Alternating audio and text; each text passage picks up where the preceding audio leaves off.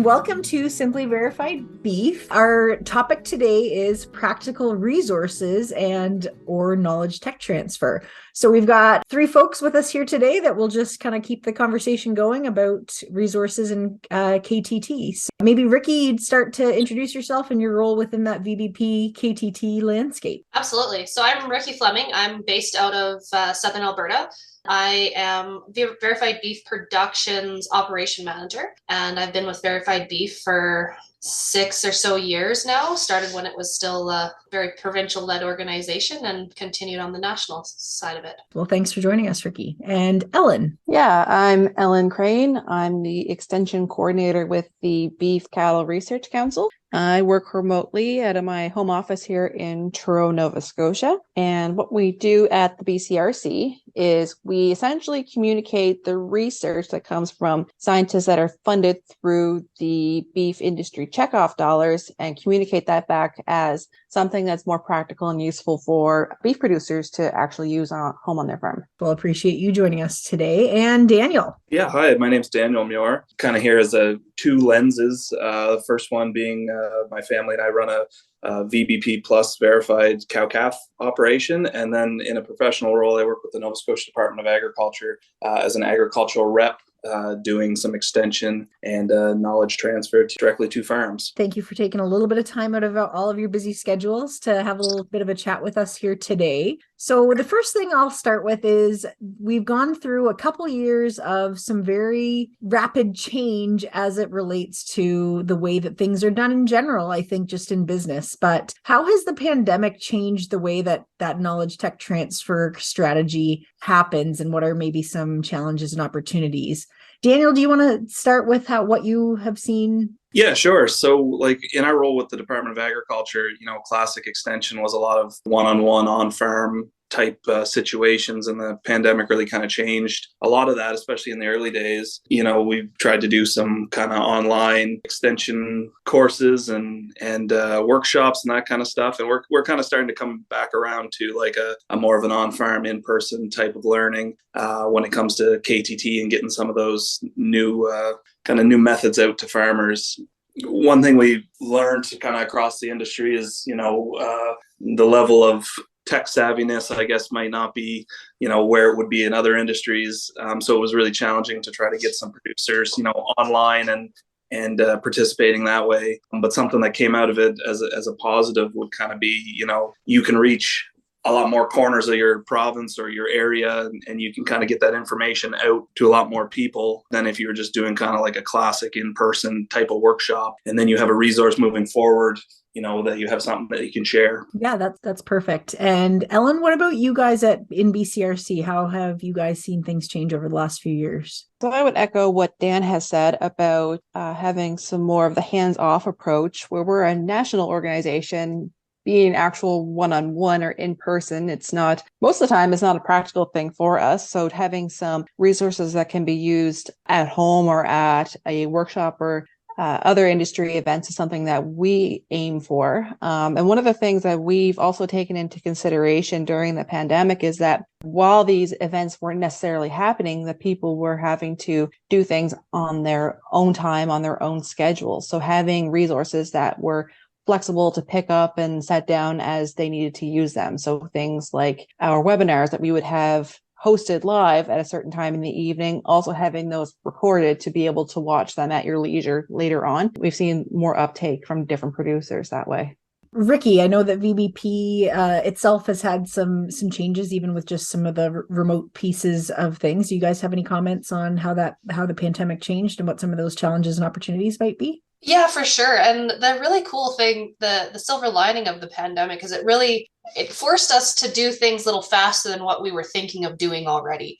So we did already have our online training available, just because there's a lot of producers that aren't in the proximity for an in-person workshop. So we've kind of, through the pandemic, we're looking at a new online learning platform, which we launched here last spring. And it's really opened up the capabilities and the volume of training that we can put out there. And through the pandemic, we went through and revamped our online training to make it a little bit more relevant and break it into some bite-sized pieces for producers to stop and start it that they need it, because not everybody has 3 hours to sit down and go through a process, but they might have 20-30 minutes between checking cows or something. So that was a great opportunity for us, as the in-person workshops weren't as available. There was some of our provincial coordinators that have done live webinars through either Zoom or other platforms, and that's been really successful as well. And we're just kind of getting back into the swing of things as the new training and all the coordinators getting back out into real live events. So it's been good. How do you all deal with the different ways that people learn? So I know that, like, I love the idea of getting online for a webinar, but sometimes just getting that focus down is difficult for me. So Ellen, what are some of the things that you guys are considering when you're putting out some of that content?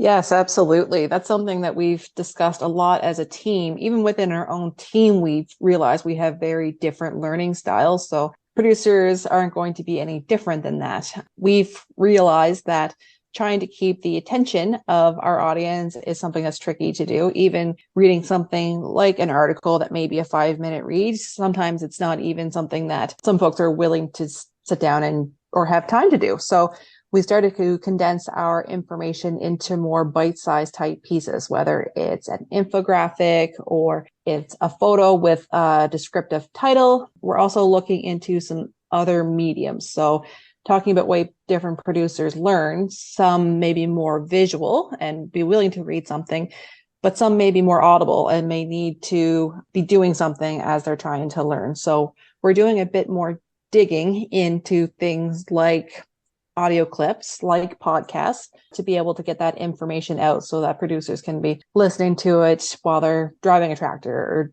driving a truck, whatever they're doing heading into town. We do have some clips on some of our blog posts now that we're trying out. You can listen to Reynold read his blog post to you on a couple of cases. We're also hosting some podcasts on beefresearch.ca, which includes this one. And there's also some other podcasts there as well related to beef industry production, if you're interested in that. Really looking at all different learning styles and trying to grab the attention of as many producers as possible. And Daniel, what are your thoughts on some of the different ways that folks learn? Yeah, we've seen it in the department, kind of a shift over the last number of years, even about how we like to get information out to people. You know, things like our classic extension newsletters that, you know, at one point would go out in the mail and hard copies would go out. You know, we've changed things around so that, you know, those are on more of a digital platform. We can track like, you know, who's reading them on a laptop versus a mobile device, and kind of try to condense some of that information, you know, so it's easy to read on your phone if you're just looking for a piece of something. It seems like a lot of the times when we try to do in-person extension, you know, there's a lot more of a uptake when there's like a hands-on component.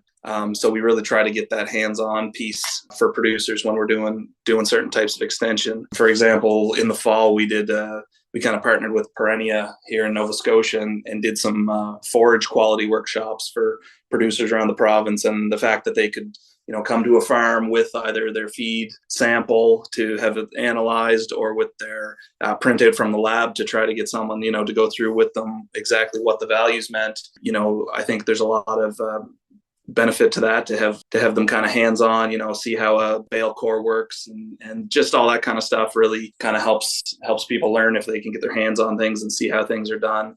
So that's the kind of approach we like to try to take versus like a classroom setting. We really like to try to be on farm, do something that's going to be beneficial to them and they can actually see how it's done and get their hands dirty, and we can kind of work through it all at the same time. Yeah, that's excellent. And I do think that if we're talking about tactile people or people who enjoy doing things, farmers and ranchers are tend to maybe slide into that skill set. So that's a really good way to think about it. And Ricki, what about you and the different ways that people learn? I know that you guys were working when you were developing the online learning center, that there was some learnings maybe that you guys had from that. Yeah. From Verified Beef's standpoint, the provincial organizations really take that hands-on component for us, and that's where those provincial coordinators are doing more of those in-person workshops and hands-on learning. Whereas at a national, we're focusing on the content so that there's consistent delivery of, say our VBP Plus 2.0 training that we've recently launched. Through the online training, the course, when we developed it, we tried to make it not just a static sit there and read it all. There's some clicks to figure out where things go, match, sort, some different things, just to make it more appealing and enjoyable through the process. Through some of the new content, as we continually build content to put on the Canadian Cattle Learning Centre, which is the new learning center that we've developed, and putting some, whether it's audio, working with other industry partners to put content together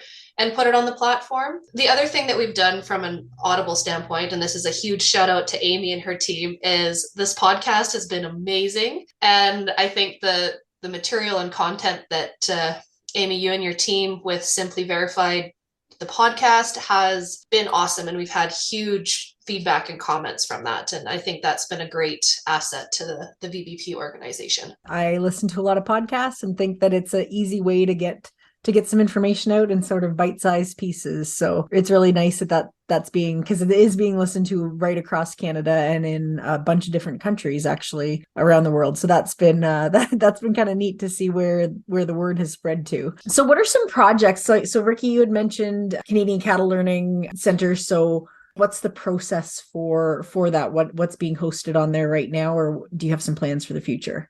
Oh, for sure. We have lots of dreams. Canadian Cattle Learning Centre is the new online platform that Verified Beef has put together for online training or continuous education. Right at this very moment, we have our online training that is up there right now. The course is called VBP Plus 2.0, just to delineate from previous Verified Beef training. It is up as an entire curriculum, but it's broke into about 11 different modules. So you can go through and stop and start as you wish. And when you've completed the whole curriculum of those full 11 modules, you'll end up with a certificate of completion at the end that you can use for your future records, or with some different provinces have funding that's available through the training aspect of it. The cool thing with this platform is that it can kind of become your beef education transcript. So as we have lots of goals and plans to add some other industry content on there and workshops, so that when you're completed, it shows that completion and it'll log, and through your profile, you will have a transcript that will be able to show you took X course on X date and completed it, so on and so forth. So we are planning to continue to build that. If you've already completed a course, you can upload a certificate, say the Beef Advocacy for Canada. You can upload that certificate on there and show your proof of completion, and that will track on your transcript as well. The other thing that we have different projects going on is we're currently working with Olds College with a couple different projects, one on biosolids and one on euthanasia. And one that we just completed was remote delivery devices. So they go through and do some interview questions with producers and industry people and come back with a final report on that we've used to build learning materials for producers and industry to help bring that information to light, or is there areas that need more training? So that's been a really good asset for us as well. Yeah, that's kind of, there's lots on the go, and we're always looking for more content to put on the Learning Center. The thing that we don't want to do is duplicate the effort. So we want to work with other organizations in the beef industry and have that spot housed where that content can be developed. Yeah, for sure. Sort of a one-stop shop, if you will.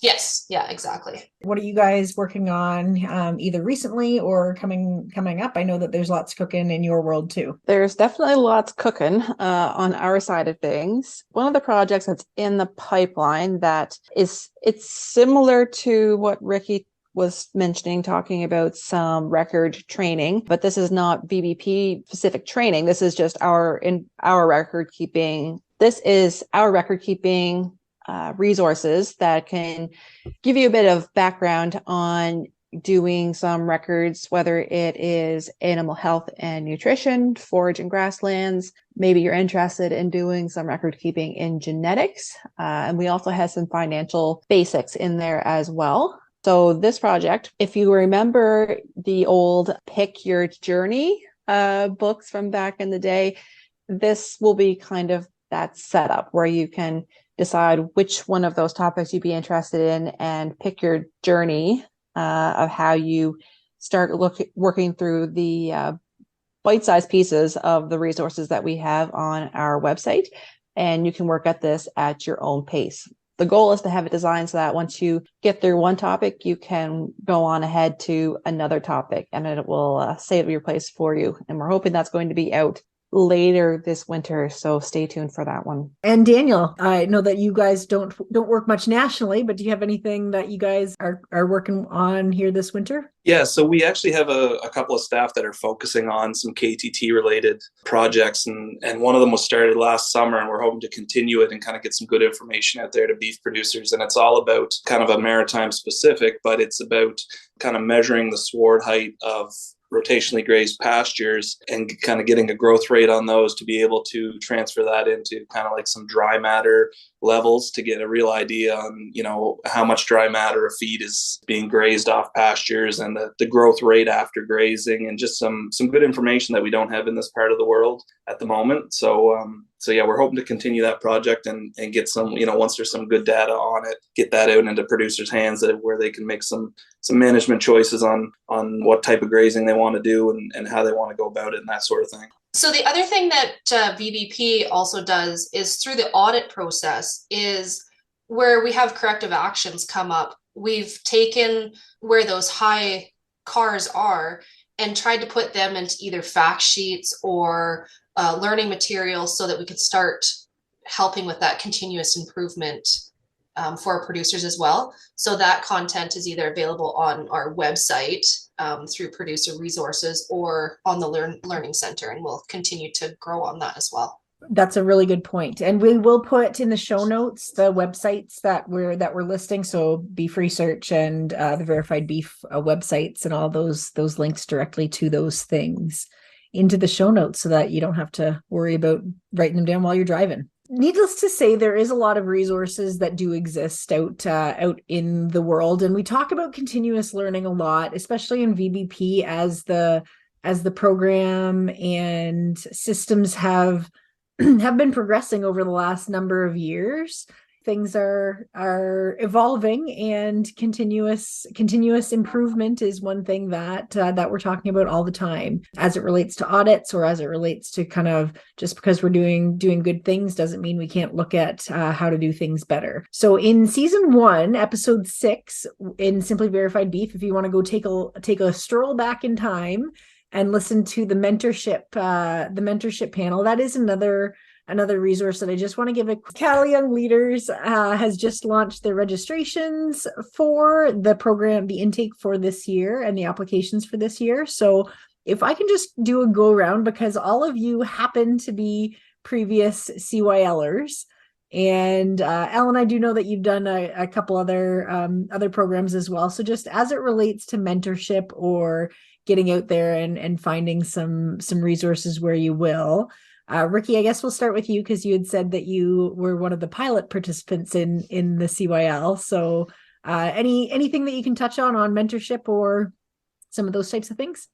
Oh my gosh, mentorship is like the best type of learning ever, because it's amazing the relationships that you build through the CYL program that you wouldn't necessarily maybe not have the opportunity or be comfortable to put yourself in those situations to have those networking opportunities, or even the travel opportunities for that matter. And the connections that I made with that were fantastic. And the relationship that we built as through a mentor and mentee process, you know, we were both learning how the whole process went, but we still stay connected to this day. And that was, I don't know how many years ago the program had started.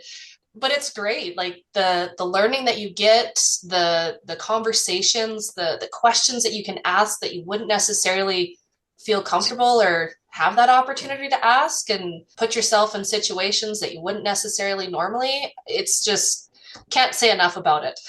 I think it's been a huge asset for the industry and for young agriculture enthusiasts coming into the industry.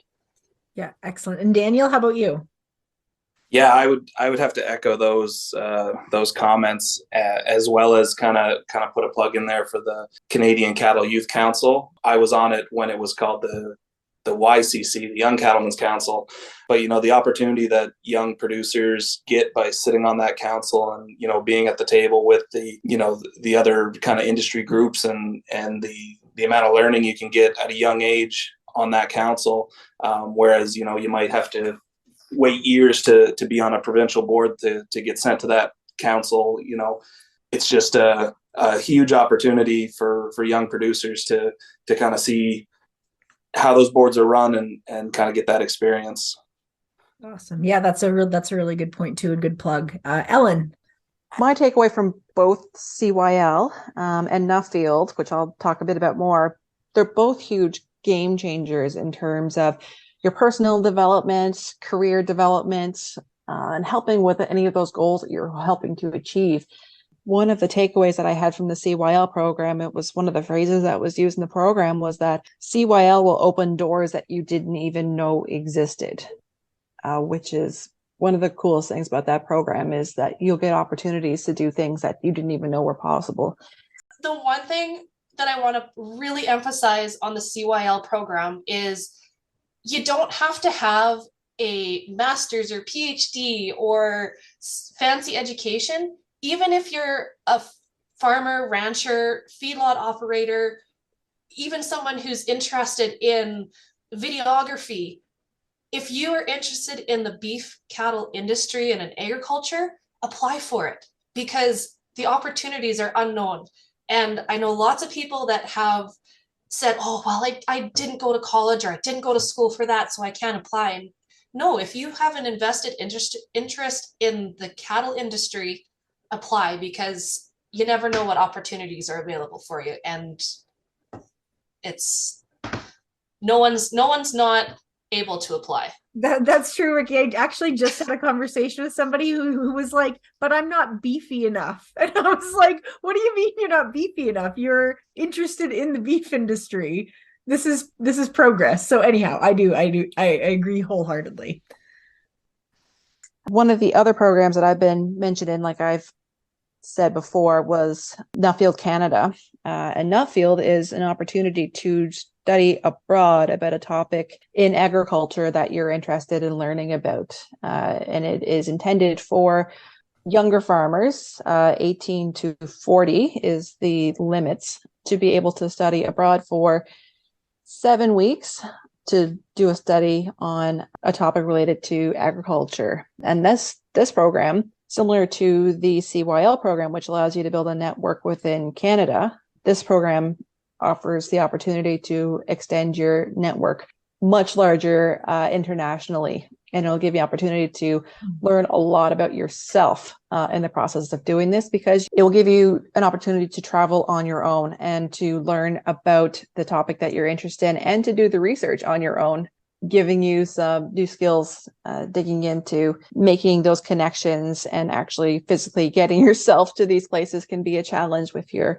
For example, if you're not used to driving on the left-hand side of the road, you'll be faced with that challenge of getting yourself places. But another excellent opportunity to really, really give yourself a step up in this industry. No, that's fantastic, and thanks everyone for sharing your experiences. If you do want to take a listen back, it's episode 6 from season 1, and Bree talks through formal and informal types of mentorship and some of these things. But I think it's just important to remember that continuous learning doesn't have to be anything that's super formal. It can be just cruising the beefresearch.ca's YouTube channel for some of those calf 911 resource and some of those types of things that just come in handy as you go. So formality is good, but there's some informal ways of kind of upping your beef IQ as well. So in closing, I do appreciate everybody for coming in. Are there any tidbits or favorite spots that you like to look for information, or feel free to plug your own things? And Daniel, we'll start with you. Yeah. Just since we're kind of talking podcasts, I know in this area of the country, Maritime AgCast is another great one that just gives some producers some information on the goings-ons of the industry, and whether it's beef related or otherwise, it's a great one to have a listen to if you have a little bit of time. Yeah, that's a good one. And Ellen. I will give our website a shameless plug here. We have our website, beefresearch.ca, where we have all of our resources available on our website, free to use. We also have a number of publications that you can subscribe to. So if you go to the subscription page on our site, you can subscribe to our newsletter, to our blog, and to some other newsletters there as well.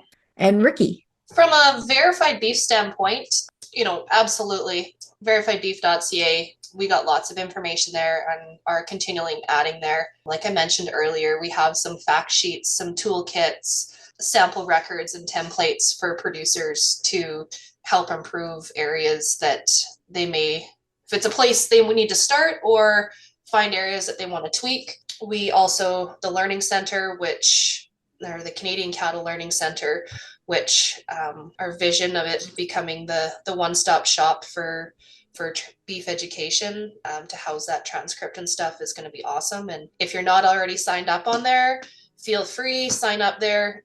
We're going to be continually adding content in there. The verified beef modules are there right now as well, and we'll continually add to that. But definitely a shout out to the provincial organizations, whether it's the podcasts or newsletters that they send out. We rely on those organizations as well to provide provincial specific information, and we do work closely with BCRC, and they're also a fantastic resources for beef information and getting a lot of content out for our producers. Well, I appreciate you guys' time again, and I'm sure we will be in touch, and we'll put all that information in the show notes. But just thank you so much for your time. Thank you for having us. Yes, thank you. Yeah, thanks. And we'd like to also thank our sponsor, the Canadian Agricultural Partnership, in communication with New Brunswick, Nova Scotia, and Prince Edward Island. And we will see you next month.